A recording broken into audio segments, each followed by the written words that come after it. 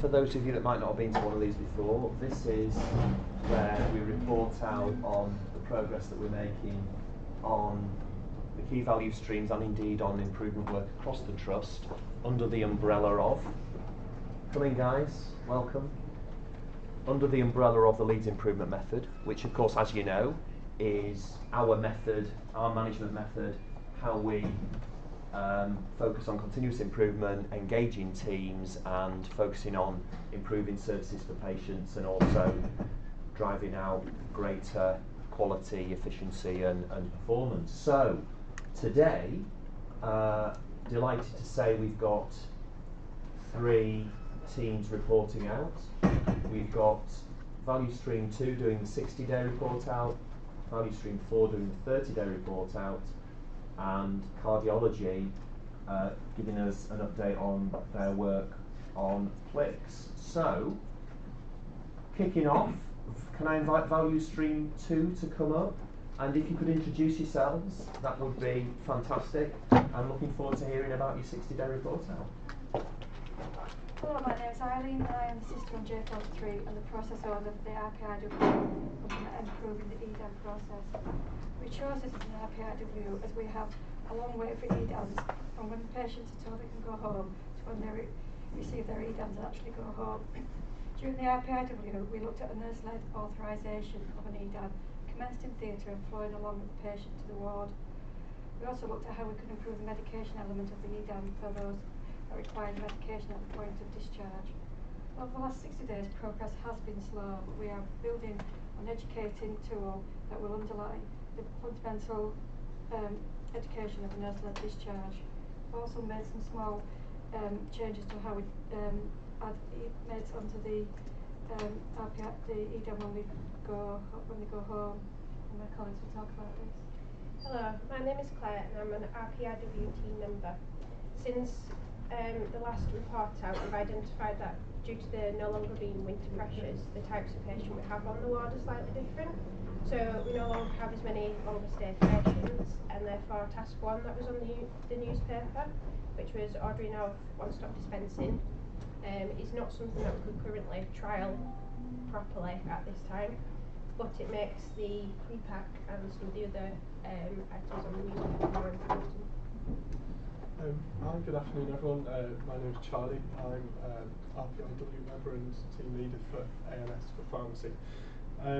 So the work I've done so far is relating to the pre-pack process, which is a process whereby there's a criteria set in place for patients who only need a couple of simple, straightforward medicines that can be discharged onto the EDAM by a nurse from a set stock list on the ward cupboard. The work we've done so far with that is there's been a review of the range and quantity of medicines in that cupboard and how much is used per week. What we found is there was some therapeutic duplication of items and there was overstocking. So by that review, what we've managed to do is get all of the stock that's needed by removing a couple of items, reducing stock levels from 2 cupboards into 1 cupboard, and we've managed to also rearrange the cupboard so that the items that are used most frequently are at the bottom and easier to hand, and the items used less frequently are further up in the cupboard to make small efficiencies there. We have informed the nursing staff and the ward staff of this at huddles to make sure that staff around know that they no longer have dihydrocodeine, so direct doctors don't use codeine, and lactulose has gone, so use more Movicol, things like that. We have updated the posters. Claire's updated the posters, so again there's that communication with the ward teams of what is available and what can be used on those EDAMs. And we found that actually since we first implemented the pre-pack process, there's kind of been a general slight change in how they're used away from that process, and some confusion as staff members move and new people come into the pharmacy team, into the ward team. We haven't been particularly good at informing them how that process works. So we're going back and looking at that. So the next steps are absolutely to kind of redress that creep in the process, maintain the look of the cupboard, keep an eye on the stock that's used, how frequently and whether it's still appropriate. And then we're looking at how this action with the pre-packs links to one of the other items on the newspaper, which is kind of the next level up, where there are bags of a selection of medicines that are chosen for a patient depending on the type of surgery they've had. So again, that's rationalising stock and quantities, and it's a single dispensing process for 3 or 4 medicines rather than one dispensing process for 3 or 4 medicines. We have found, I think it's felt that we have found that maintaining the momentum that we felt during that week has been difficult, quite challenging. We've all gone back to our day jobs, whereas during that week, the week was set aside to build momentum. So that has been a challenge. But we've met this week. We have a plan to meet next week. We've met today, and we hope that having 3 or 4 meetings in succession will kind of give us that drive again. We've made some changes and some improvements, so we've then got that kind of morale boost as well that we can do these things, and we continue to do them really. So we're thinking about now how we all work together, a bit more collaboration with the different processes available for discharging patients, whether it's the nurse writing an EDAM, whether it's using pre-packs, or whether it's an EDAM that needs to go to pharmacy, and how we triage those patients and allocate the process to the patient appropriately so it's as safe as possible. I think that's great. Excellent. Now, because we've got the 3 report outs, we probably have a little bit more time than normal, so if it's okay with you guys, thank you very much for the report out. First of all, we should acknowledge that, so well done. But while it was fresh and listening intently to what you were describing, I just thought if there are any contributions, questions, comments, maybe from colleagues who might be involved in this as well, or anything else that that anyone wanted to ask, we take that opportunity. So I think we talked in one of our meetings about narrowing it down as well. So I think when we first started, we were looking at all the patients on ward 43. Yeah. And I think so that we can see some actual results, we're going to narrow it down to a specific group of patients. Yeah. And maybe focus more on getting together to discuss these patients before we make any definitive decisions. Yeah. So Yeah. I think that's the plan. Yeah. Forward. Yeah. Okay. Great. Good. I think it's important to point out, I think we're still struggling with the flow of information from theatre. I think that remains a challenge for us, and I think our clinician engagement with eMeds and MedChart in terms of getting that information right first is still a challenge. But we're hopeful, because I think if we can get that flow right, it makes these guys' work and jobs that they do downstream on the ward they feel much more prepared when that information is done at the time of the operation. We've still got a way to go with that in terms of consultant login and all consultants signing up to that's where we're going to start with EDAMS, is the right information in theatre. Yeah. So that's a big challenge for us going forward, I think, for the next for the next few months really. Yeah. Okay. Thanks, Penny. Any other comments or questions? One thing I'd probably say is I think something that's quite interesting Claire was saying around whether the nature of the patients that's actually on the ward has changed, and then therefore some of what's agreed during the week might not necessarily apply in a concrete way a few weeks later. So it's just something there about how we kind of acknowledge that, and that doesn't necessarily mean that what was agreed shouldn't happen. It just means that it's quite challenging to do it right now because the patients where you would try this new process aren't there. So it's just something kind of thinking about that, and maybe not necessarily doing it, but it might be possible to do it in these 120 days, but maybe making sure that's part somewhere so that we can think about before the kind of next winter pressures and the nature of the patients changes again, which is quite likely. Okay. I thought something you said, Charlie, about the kind of, because the progress that was evidenced when you did the rapid process improvement group, and we saw some of those big gains in terms of the reduction in time that it took, and that point about sustaining that sort of momentum and the challenge of that. I think that's a common experience when you've done an RPIW. We're finding this with other RPIWs. So don't think you need to sort of feel anxious about that. I think the challenge is just keeping at it as you're describing, and turning that into the standard work that then, you know, starts to spread and everyone gets engaged in.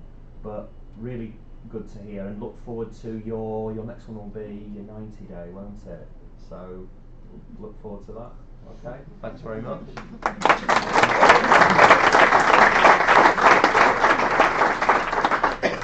Okay, so apologies for the standing room only. There are one or two seats dotted around if anyone feels like squeezing in. We're now up to value stream 4.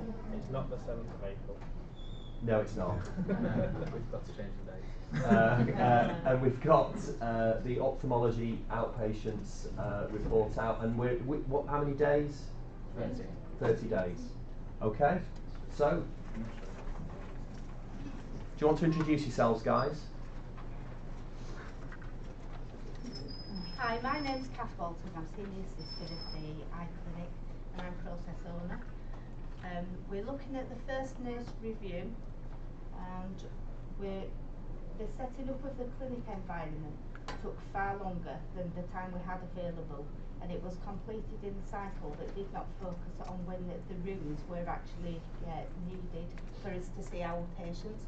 We see the first nurse review is done first, and that was the last room that we actually set up. So we've made some subtle changes to the task allocation for the nursing staff to reduce waste, like walking time for nurses, the wait time for the patients and the consultants, and we've set up and prepared the vision rooms first. Thank you. Right, my name's Anne. I'm a clinical support worker in the eye clinic. What we've started to do in the morning is we ensure that the keys are collected by 8 AM prompt, ready to start the clinic. One person opens all the boxes in all the 18 rooms. These boxes have the drops and bits of kit that the doctors are going to need. So if these are at the beginning, they're ready to start on time.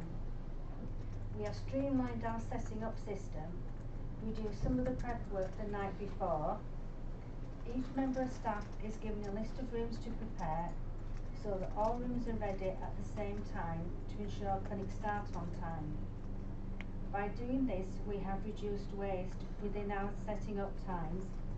We have also reduced staff walking distance, and we have reduced our setting up times from 27 minutes to 20 minutes per morning. I'm Simon Cobb. I'm one of the eye consultants involved in the RPIW. Do we have any slides after this? Because I have a feeling this might be our presentation from the first one. Yeah, this is our old presentation. So if you flick through to some of the pictures we've got, we'll just give some context as to what I'll be talking about. If you go back, I don't think go back again, if you don't mind. Could you go back? Okay, so we'll forget about that then. Basically, my experience of this whole process and before we started with this improvement week was that I often can be sat in clinic at the start waiting for patients to come through the first nurse review and come through to the clinician's room. And sometimes that can be up to 40 minutes before I'm actually seeing our first patient. And as the clinic goes on, patients' flow reduces and they're all concentrated towards the end of the clinic, leading to long waiting time for the patients and the clinic finishing an hour late. And through this week we've identified ways to improve that patient flow and speed up things. For example, we've just talked about reducing that clinic setup time and doing it in a different way so that the patients come through from the start quickly and that momentum continues through clinic. So we've implemented other changes other than just the setup. I've engaged with all the clinicians and we're now hopefully all writing all the tests that the patients need in the clinic notes so that when they come to the first review the nursing staff know which tests they need to do, and that's been sustained since our RPIW week. So patients are coming through to the clinic room with all the tests they need and they're not having to go back through the flow, which is adding interruptions and reducing the patient flow. Interruptions is one of the biggest things that we noted with the data that was collected beforehand. It was up to 85% interruptions in all of the first nurse reviews. So each time they saw a patient, out of all of those patients, they saw 85% of those interactions were interrupted, and that was usually through things like clinicians asking for equipment, asking for documents that had run out in the room, and other things like the nursing staff having to come to the clinician's room to ask about whether they should put dilation drops in if they checked the pressure and that was high, because it might be a contraindication to bring the drops in. So we've introduced Kanban cards, and that was one of the pictures there, some laminated restocking sheets basically that go in the document trays. When we get down to the bottom, we'll use those to restock, and the idea is to restock in flow through clinic so that we're having to leave our room less and interrupt the nursing staff whilst they see their patients. And I've also got some Kanbans for other bits of equipment drops and things like that that I can put on my clinic notes pile. So if and when the nursing staff have time, they'll restock me during clinic so I don't have to leave the room. And that's having an impact as well. Other things, I've made some laminated instruction sheets in the first nurse review clinic room, so if they have a high pressure, they can look at that list of instructions, and it reduces the need for them to come out of that room, reducing their wasted walking distance and time in clinic to ask clinicians the question, should they do, for example, dilating drops, so that will hopefully reduce it. We were using waiting times on the whiteboards outside the clinician rooms to let patients know how long they might have to wait, and again that may reduce interruptions to the nursing staff as a patient has to ask them how long they might have to wait. And over the last 30 days since our RPIW, I've not actually needed to use that whiteboard to write the waiting times on in most of my clinics, because the patients have been coming through quite quickly. I've noticed that I've started on time and I've finished on time for the last month. So we are putting all that effort into my clinic at the moment, but we're going to roll that out to other clinics and see if we can make a change to every clinician in the outpatients and impact the patient waiting times. Excellent. Great. Thank you.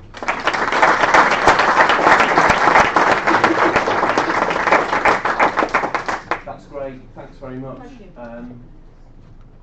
Kath and Simon, had some interesting stuff in there. I'm sure some things that colleagues will maybe want to ask about or comment on. Same opportunity in terms of what you've just heard. Two of you, please come and sit here because there's so many of you.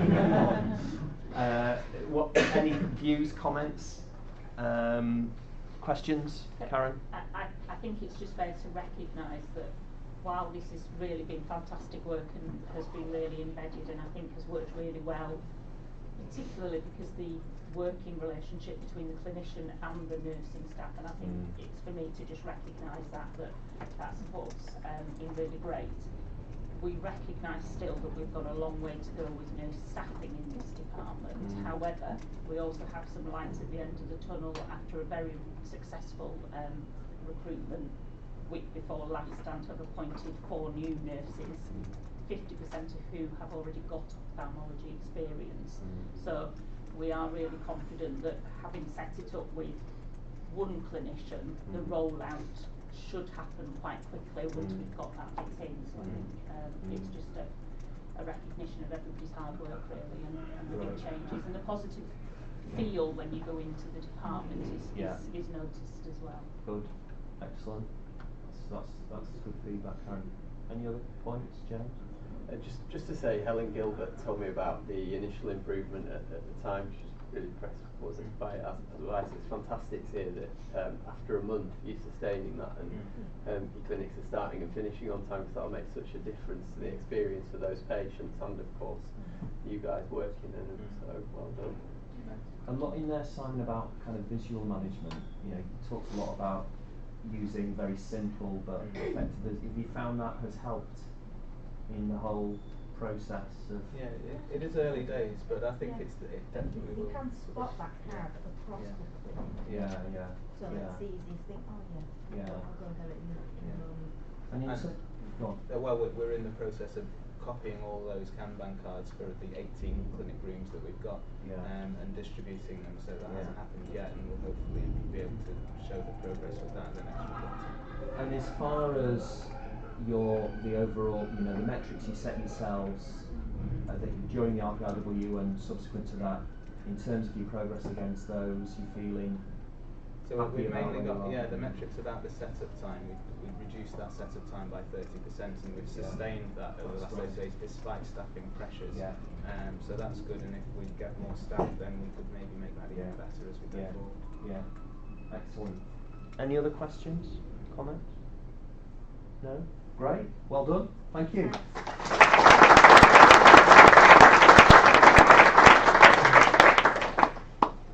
Right. We're now moving on to cardiology, and we're going to have Andy and Dave talking to us about patient level data and maximising the value of that. Important agenda for us, this, in terms of making sure that we've got a really good line of sight on our costs and how we can make sure we get best value out of all of the resources that we use. So looking forward to hearing this. Over to you. Thank you. Good afternoon. My name is Dave Tunstall. I'm a senior costing accountant, and this is Andy Hogarth, clinical consultant. Good afternoon. Consultant cardiologist and clinical lead, I should say. And we'd like to share with you today, hopefully. Is it going to go? Yeah. Got it. And we'd like to share with you today an example of what we've achieved in cardiology using patient-level data. This is roughly the overview, a little bit about what we found, which I'll lead into, and then I'll hand over to Andy, who will take you through the measures. Is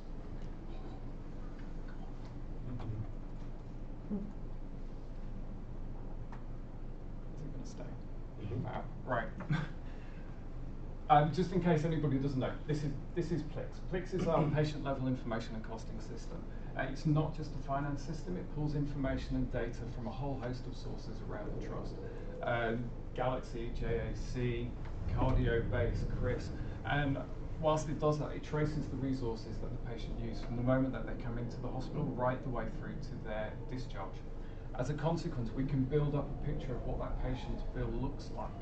And be able to see their profitability at the end. So we'll have their income as well from the tariff, non-tariff, and we can sort of get a really granular detail down to things like pathology tests of what they've used during the course of their stay. How we've used that patient level data in cardiology is we took an approach where we decided to keep it simple. We took one HRG to start with, something that was routine, high volume, not particularly complex. A bit over there. As a result of it being routine and complex, it was believed to be, thank you. It was believed to be profitable. There was no reason as to why it shouldn't be profitable against the tariff that we received for it. And also importantly, we focused on elective activity. And in that way, we felt that there was a greater control over the costs that were taking place within that procedure.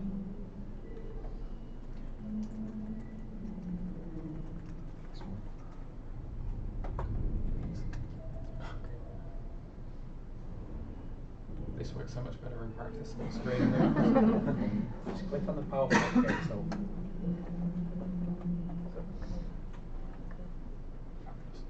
Sorry. So at a very high level, when we started to look at this particular procedure, we went in and what we found was against each of the procedure codes that were being logged through the Cardiobase system, that actually that fed into the HRG. Each one of those was on average making a loss. And at 6 months worth of the year, through 6 months worth of the year, we can see that on average we're making roughly £1,800 loss per case. At 126 so far, so if you double that up, it's quite a significant value that we were losing through the course of the year. The beauty of the PLIX system is that not only can we cut this data at a high level to be able to see that as an overall summary, is that with all that granularity that sits underneath it, we can actually get down and start looking at the detail that sits within the patient bill and understand what is driving that cost. At that point, this is where I hand over to. This is where I've been asked to contribute to this from a clinical point of view. And where I came to this is my background as a cardiac electrophysiologist, and for those of you who are familiar with that, you're probably aware that's the sort of dark arts of interventional cardiology. We spend lots of time in the cath lab poking around the heart with catheters and spending a lot of money on trying to solve arrhythmia problems. From my point of view, just to take a few steps back, for years I've been trying to make sure that we were coding these procedures correctly, because they're difficult procedures for the coders to correctly code. Often colleagues don't really understand what we've done, and decoders have to interpret all of that witchcraft as well. And we tried and tried and tried to put the processes in place to make that correct, because if you don't put the right data in, the wrong data comes out. But that was the final piece of jigsaw I never had. How did I know if you did make a mistake with that coding, what the end result of that was at financial level? And of course, it's not just about money. David's a couple of times used terminology like profitability and making sure we're billing correctly. This data is also used for benchmarking across other centres. We're the third largest EP centre in the country, and we were seeing when we were benchmarked against other centres that we were perceived as being expensive. And myself and my colleagues found this very hard to believe, because we're not. We're very cheap. We're very low maintenance. But of course, you often believe that, but you can't show people. And when I was given the opportunity to work with David and his team, this was the final piece of that jigsaw. Because very quickly, and we've not shown this because it takes too long, you can graphically show at a high level, there's loads of this is in the red, and it should be in the green, and this doesn't make sense, it should be in the middle somewhere. So you can drill down to those outliers, and very rapidly we could show the coding team, sit down and say, look, that was miscoded, and look what happened. And that, when you graphically visualize that with the team, that becomes real. And that was the final process in engaging that coding team to get them to work with us to make the IT infrastructure we changed to get the coding correct. And then we could go back and show all that red's now green, how it should be. And that was a really neat way of putting that final piece of the jigsaw together, as I said, with the coding that I literally spent years trying to fix. So from that point of view, from a clinical point of view, it's really useful. The other thing is, when David alluded to there, you can drill down to a patient level. When you open up that patient, there's stuff a clinician can see like that. That, with all the best one in the world, the financial team won't see. Stuff like a case took 6 hours, and that case shouldn't take 6 hours, so either the case is wrong or the time is wrong. And we established a few other things that often timestamps were allocated where there was no end time on the cardiac database system, so an average case time was allocated. And then I learned how expensive time is, which sounds ridiculous, but from a clinical point of view, you really focus in then on the resource which is the most expensive, which is our staff and the infrastructure within which we work. So then you start thinking, well, if we can do things a bit faster, all of that red becomes green, and that really helped me as well from a clinical point of view. So we'd established a few things that made easy wins, if you like, and I would encourage others, if you want to work with the Plix team, go for the things that are easy wins. Go for the straightforward elective cases of which you can split down to simple and complex, which there are very disparate tariffs. Look at the outliers and drill into it and find out what's wrong. Coding, making sure the time allocated was correct, and we very quickly made the difference. Over to you again, or what have we got next? The outcome of that, really, just to show how that's fed right the way through. This has come from the coding team. So after meeting with Andy and the cardiology team, they put in place a review of the activity that was taking place. They looked at October, they looked at what had gone through regular coding, they re-reviewed it, and you can see from here that there were 7 instances out of 28 to 25% of the activity was being incorrectly coded at that stage. By correcting that at that point, actually recouped an additional nearly £13,000 worth of income in that month. So these are procedures which were complex procedures being miscoded as simple procedures. And the complexity panel is really quite dense, but we'll go into it. But the mistakes that were being made were repeated and repeated again, and we very quickly eradicated those. And actually the coders faced when they came back and saw that all of that red, white, green, which is, comes out as a financial recoup, if you like, but that's not, as I said, just about the money. It's about being able to then plan budget-wise, financial flows, plan activity, and benchmark against peers better. Well, I think you've nicked my next couple of slides. Yeah, I'll just keep talking. Then we kind of realised that with the clinical engagement and our business manager, service manager, and David and his team, we had this, getting the right people around the table, we could start looking at other things. And clinicians, healthcare workers are innovative. Technologies come along, people want to do new things, often, as well as improving patient outcomes and making things safer, better, but to save money, to do things, to save money for the NHS. And you can really show that very quickly with this system.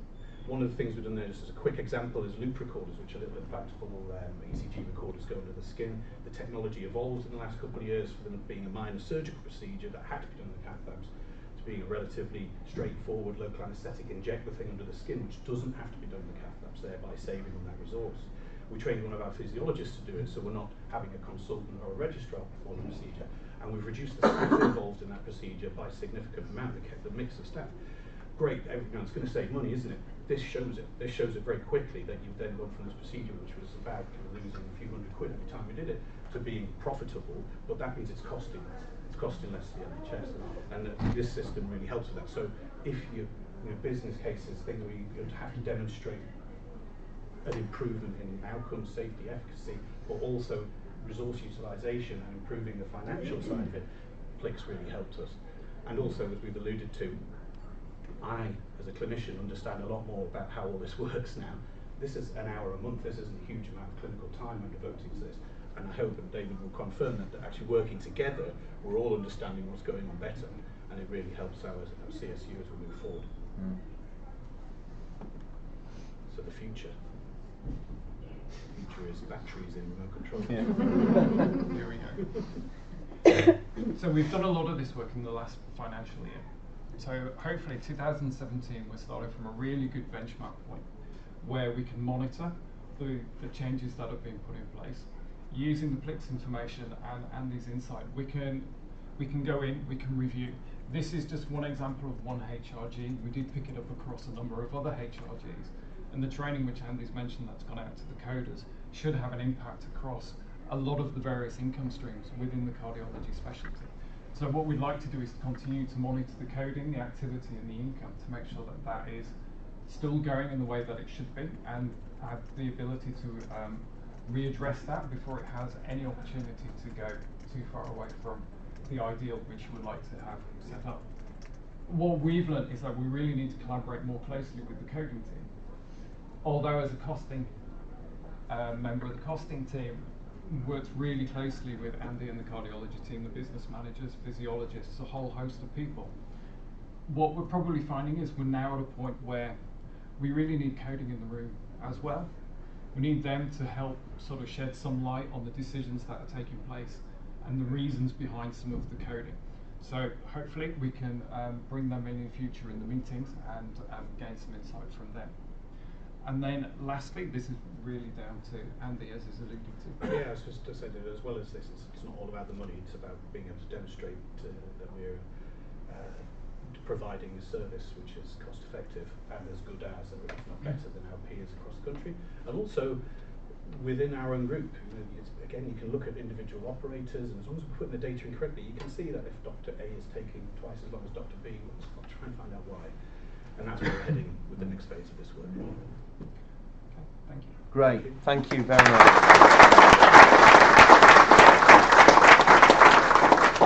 Really, really interesting and well done on, I think, some terrific work getting really under the skin of the coding, the procedures, and the teamwork between clinical, finance, coding. That's so crucial. I suspect there'll be lots of colleagues thinking about this in terms of their own areas. So any questions, comments for Dave and Andy in terms of what you've heard? Yeah, Neil. Hiya. My name's Leon, I'm a business analyst. I just wondered, have you done any sort of scaling work? So you've obviously looked at a really small aspect of arbitrarily chosen that you would expect profitable. Have you done any scaling of what the potential impact for income of the trust might be if this was rolled out? There have been pockets of work done in other CSUs and pilot sites that have followed similar lines to this. Don't have a figure as to what they're looking at. There's pieces of work around comorbidities that we've looked at and whether they're being picked up on a regular basis as the patient comes through the hospital. So the short answer to your question is we haven't scaled that up, and we don't have a trust-wide perspective of what that potential income gap could be based on what we may or may not be coding correctly. But it would be a really interesting thing. It's a great question, Leon. I think that's something we should be thinking about. I'm not sure. Are there any finance colleagues, or Yvette, did you want to comment? Sorry, well, it was just to say that I don't want people to think that the only benefits from this are the finance, because certainly for us, when we look at the coding of our patients, the people who pay us the money are running out of money. So keeping the coding going is a good thing to do, but not because we're necessarily going to get more money, but because then when we look at our case mix, we know about the complexity of the care that we're providing, of the complexity of the patients, so that when we look at our mortality indicators, we can see that those very complex patients who survive do give us really good results in other ways as well, and particularly the science of data mining and the research that we can do with all the data that we've got within PPM and our data warehouse, which is growing, is also going to be a great research source. I couldn't agree more. I think the kind of, if you put rubbish in, you get rubbish out. This was one way of demonstrating that really does make a big difference financially and for other reasons. And if you don't, so many times you see data's plenty, that's nothing like how I understand data, and that's why. It's because at that low level it's been put in wrong. It's often clinical coding, and getting that right so you know what you're doing, you can compare and match against peer groups and look at your outcomes properly is really clinically important. Ollie? It may be the way you presented it, but are you working outside the Virginia Mason work processes that we've done for other value streams? Is this a slightly different project? Just instinctively Virginia Mason. I think a word of explanation from me, Ollie, on that. I think you want to use report out as an opportunity for an umbrella for all improvement work.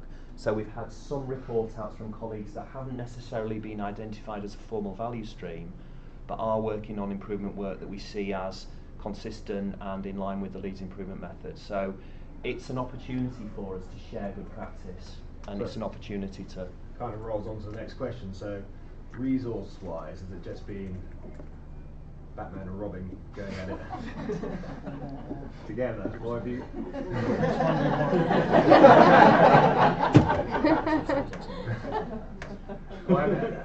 Who else have you called on to help you, and what sort of resource have you needed? Because we've looked at trying to get decent data out of the trust, and it's been very, very difficult. Well, I equally found it difficult to find when I was doing this work in isolation and coding years ago, for many years. That final piece of where you pull everything together financially was just impossible. There was no one person you could talk to. They got it all. So David's team were, I think, from the inception of the sort of PLIX model, or Greg Reynolds, who was our own CD, was involved in that from the beginning. He was right from the very beginning. So we've always had that kind of link with the PLIX team. I think my involvement came on the back of Greg's time, so perhaps that's how it evolved. In terms of manpower, your team would meet once a month with myself and Tracy Bernard, who's our service manager, and we're increasingly building the team with the code, that relationship with coders, so there's no kind of formal manpower type system. I think it's probably worth saying as well, we're a relatively small costing team. We do produce this information on a monthly basis. It is available to all the clinical management teams and business managers. We do support it where we can. We've got a number of pilot sites not long ago where we're working with various teams around the Trust, Children's in particular. I saw Stuart Murdoch a little bit earlier. We've worked with him again for about the same length of time we worked with cardiology. But all that information is there and available, and as we kind of roll out a little bit more, and the unit accountants and finance team outside of our own costing team, the rest of finance, become more au fait and get to use this information, they can support clinical management teams along with exactly the same pieces of work that we've shown here. So there's nothing to stop that work taking place, and again, we're happy to support it and get it sort of going and running, but there's nothing to stop people accessing that information and the finance teams themselves helping to support that process. It's a link through the intranet, isn't it? You can play around with it. Look, click. It's nice to click on your name, see how profitable you are. But then you kind of drill into it and think, well, that doesn't look right. and then the ball starts rolling. Yeah. So I manage the costing team, and I just wanted to do a plug for PLIX really, that this is a really rich data source that everyone here has access to. Clearly, we've just heard how one individual area has made use of it, and as David said, we're working with a whole host of pilot sites out there. It's there to use. It's hopefully, we're trying to talk about the money side of things in a far more interesting way to me, because it's talking about money in terms of the patients that you treat and resources that you use in treating them. So it's not just a finance system, it's very much geared towards helping us to improve the efficiencies of how we treat patients. Great. Really good point. Really good point. And important to know it's there and we can use this, and the way that you've shown the way of what you can achieve and what you can get into, I think is fantastic in terms of the opportunity it presents us with. Any other questions? Gina? I'd just like to say that this has really been driven by Andy and the service manager, really. You know, we haven't had to push this or say, put a focus on the finance or anything. It's really been driven about, the clinicians wanting to understand their service and work collaboratively to, with really good results. But Andy's been absolutely a star in all this. Definitely Batman.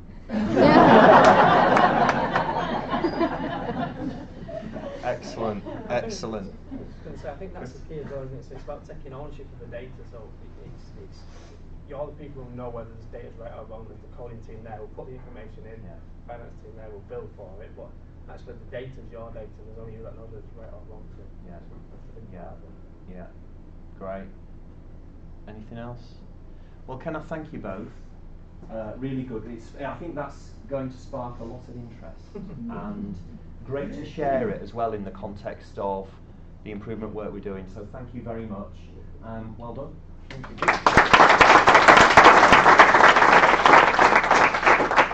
So that concludes report out. Now there is another one next Friday. I think we've got an RPIW underway next week, Chris, haven't we? So another report out. We might need to find a bigger room. It's at the LGI. Cabery lecture. Cabery, yeah. Okay, we're in the Cabery at the LGI. So please do come along. Tell your friends. It is important to us in terms of sharing best practice, sharing the progress that's been made across the whole organisation, in both the value streams, but also in things like the work that you just heard from cardiology on PLIX, and where there is improvement work that you think we need to share and we need to be publicising and we need to be getting people to know about that, then make sure you get in contact with the KPO team and we'll get it on a future report out. Okay, thanks very much.